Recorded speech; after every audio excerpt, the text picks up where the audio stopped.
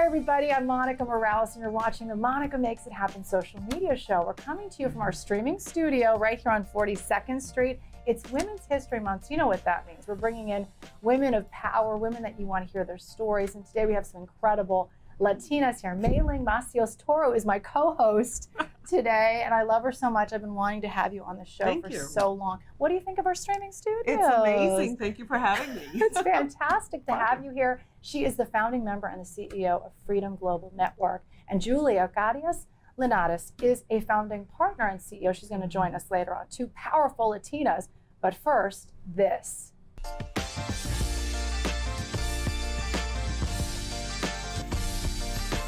Monica Makes It Happen is proudly supported by Goya. If it's Goya, it has to be good. Okay, I've wanted to have you here forever. So now that I have you, you're going to also be on my TV show and podcast. Meiling Toro is a powerhouse. And the reason why I really wanted you in studio is to talk a little bit about your latest project. Can you tell me, you have a documentary out that is really, it's becoming a movement, really. Right. Tell me about it. So, Dear America, a letter from Black women, started out of wanting to see more civic engagement, wanting to see more people go out and vote, especially in the Black community. So the executive producer of Dear America is Chanel Barnes, and she's the CEO of Project Ready. Project Ready is an organization in Newark that educates and has this movement of, bringing people to vote. So it was another, so important. Yes, it was another vision to just amplify the voices of Black women who have historically just made such a difference in turning out votes. Yeah, your story, it's always your story that's the why you're so driven to do this. We're going to go more in depth in the podcast, but I want to hear why. Why are you so driven to make sure that underserved, I say under because I feel like we're underestimated, we're underpaid, why is it such a mission for you? Is there a personal story there? I think my personal story is at 16, I went to college, right? So while I was there, I was only 16. My parents were immigrants from Colombia. I had, no one had ever gone to college. Women I was the first one to go to college. When I showed up at the bursar's office, I had no idea what to do.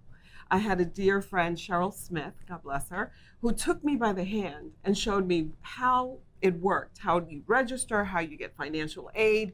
Who is this Cheryl woman? How did you meet? Just a stranger? She was a perfect stranger. She was a perfect stranger. She took me by the hand and just showed me the ropes to get through college. Of course, I put the effort. So I got an Associates of Occupational Science degree. Literally kind of like project hands-on degree where I was a VJ or a DJ then at the college's radio station, and I was also a camera woman for Cablevision. I used to wear that big pack with a camera, and it was amazing. I've known you for so long, and I've never known these stories. There's so many stories that come from that, but for me, it was just that giving of this person that I said, I have to pay this forward. And I have to continue to try to help, young ladies and young children educate themselves and go to school. Well, you've done that to the 100th degree now by giving back, and you've worked for global brands like AT&T, Verizon, Sprint, Burger King, McDonald's, Coca-Cola. You're a media executive to be reckoned with. You've worked with celebrities like Eva Longoria. Can you get her on our show? Mary J. Blige. Oh my God, these women. Who are your favorite people to work with? I know that's tough to say, but I know you have a partner. We have a studio audience in the house. Someday we'll have a studio audience. It's funny it's one person. Who's my favorite person to work with? Because I would have to say my partner. Then Julia. The person who's next. Julia, and I always say in my podcast, who do you want to see next? And I feel like we gravitate toward each other. The 5 people that are closest to you could all be on my podcast because that's the type of people that I attract and I love. So you love working with her. Why? No, I think that she and I have a great balance. She's very creative, and I'm the person that always has, the shrewdness of how much things cost and have had that experience of budgeting and executing on budget and on time. I need you on my team. So that's always been very important to me.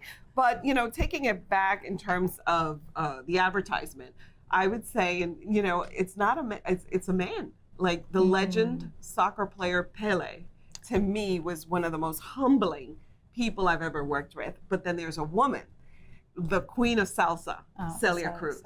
So I did a commercial with her for You actually McDonald's. worked with her. I worked with her on a McDonald's commercial back in the 90s. Do you have a picture of this that we can include? Oh my God, of course I we want can a picture. include that Yeah, picture. I want that picture. And working with her was amazing. It was the day after she had received her Hollywood star. So I got her personally to give me a Hollywood star, and I co-wrote her jingle. At the time, we were changing the song of McDonald's, and in Spanish it was, "Sabes que es McDonald's, buen ambiente y gran sabor."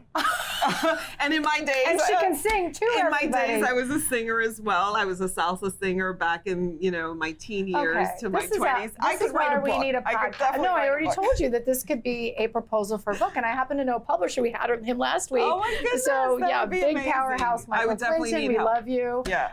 But you were honored too by the Cristian Rivera Foundation. Yes, I was. So let's talk about I always like the community impact. Sure. So children, I mean, you got a big award, girl. What my is God. going on here? That must be such a humbling. It was humbling, privileged.